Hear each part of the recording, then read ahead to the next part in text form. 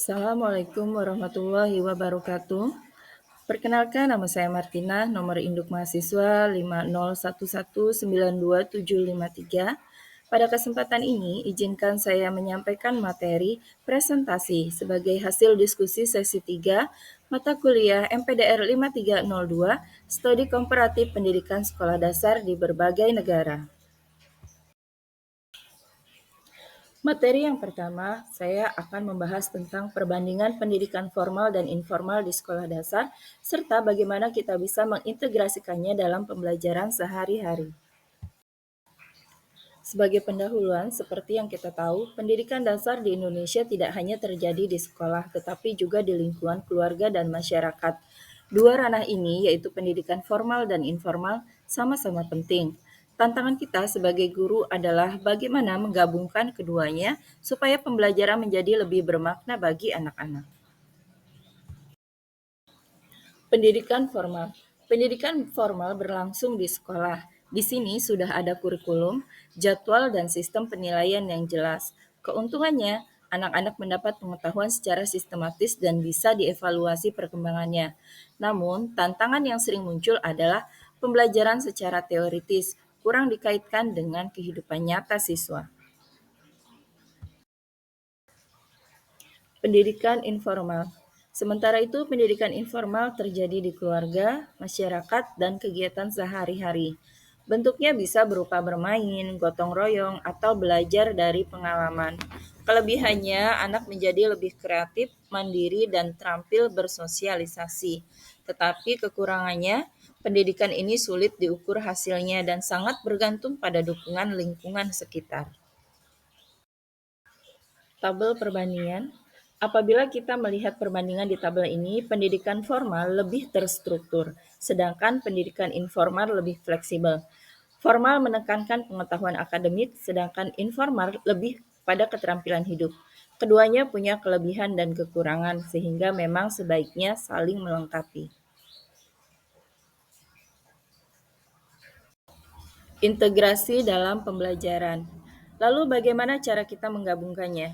Misalnya dengan membuat proyek sederhana seperti prakarya dari barang bekas, mengadakan permainan peran untuk melatih komunikasi, atau memanfaatkan budaya lokal seperti gotong royong dan cerita rakyat. Kita juga bisa mengajak siswa mengamati lingkungan sekitar, lalu menghubungkannya dengan teori yang sedang dipelajari di kelas. Kesimpulannya adalah pendidikan formal memberi dasar pengetahuan, sementara pendidikan informal memperkuat keterampilan sosial, kreativitas, dan penerapan ilmu dalam kehidupan nyata. Sebagai guru, kita punya peran penting untuk mengintegrasikan keduanya agar anak-anak tidak hanya pintar secara akademik, tapi juga cakap menghadapi kehidupan sehari-hari. Selanjutnya, materi yang kedua, kita akan membahas peran guru dalam mengatasi kesenjangan pendidikan formal dan informal di sekolah dasar, khususnya bagi siswa yang memiliki keterbatasan akses. Pendahuluan, pendidikan formal dan informal sama-sama penting untuk membentuk karakter dan keterampilan anak. Namun kenyataannya, masih banyak anak Indonesia yang belum bisa mengakses pendidikan formal dengan baik. Sebagai guru, kita dituntut untuk menjadi jembatan agar semua anak tetap bisa mendapatkan manfaat dari proses belajar. Tantangan. Tantangan utama biasanya berasal dari faktor ekonomi seperti biaya atau keterbatasan fasilitas. Ada juga faktor geografis, misalnya jarak rumah ke sekolah yang jauh.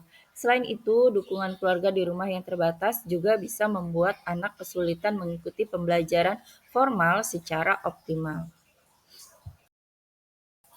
Peran guru. Disinilah peran kita sebagai guru menjadi penting. Kita bisa menciptakan pembelajaran yang inklusif, ramah, dan mudah dipahami. Gunakan bahasa sehari-hari, berikan contoh yang dekat dengan kehidupan anak, serta buat materi sederhana agar anak-anak yang mengalami keterbatasan tetap bisa mengikuti pembelajaran. Optimalisasi pendidikan informal. Kita juga perlu memanfaatkan pendidikan informal, misalnya dengan melibatkan keluarga dan masyarakat dalam pembelajaran. Anak-anak bisa belajar melalui gotong royong, permainan tradisional, budaya lokal, atau bahkan kegiatan keagamaan. Semua ini memberi kontribusi besar pada pembentukan karakter dan keterampilan sosial mereka. Strategi pendukung. Selain itu, komunikasi dengan orang tua juga penting. Kita bisa memberikan tugas yang fleksibel, tidak selalu mengandalkan buku, tetapi berbasis lingkungan. Misalnya mengamati tanaman, membantu orang tua, atau mencatat peristiwa sehari-hari. Dengan begitu, anak tetap belajar meski akses formalnya terbatas. Sebagai kesimpulan, pendidikan formal memang memberi dasar pengetahuan, tetapi pendidikan informal memperkuat karakter dan keterampilan sosial anak. Jika keduanya berjalan beriringan, maka setiap anak akan memiliki kesempatan yang sama untuk tumbuh cerdas, berkarakter, dan siap menghadapi masa depan. Demikianlah presentasi saya kali ini. Atas perhatiannya saya ucapkan terima kasih. Saya akhiri. Wassalamualaikum warahmatullahi wabarakatuh.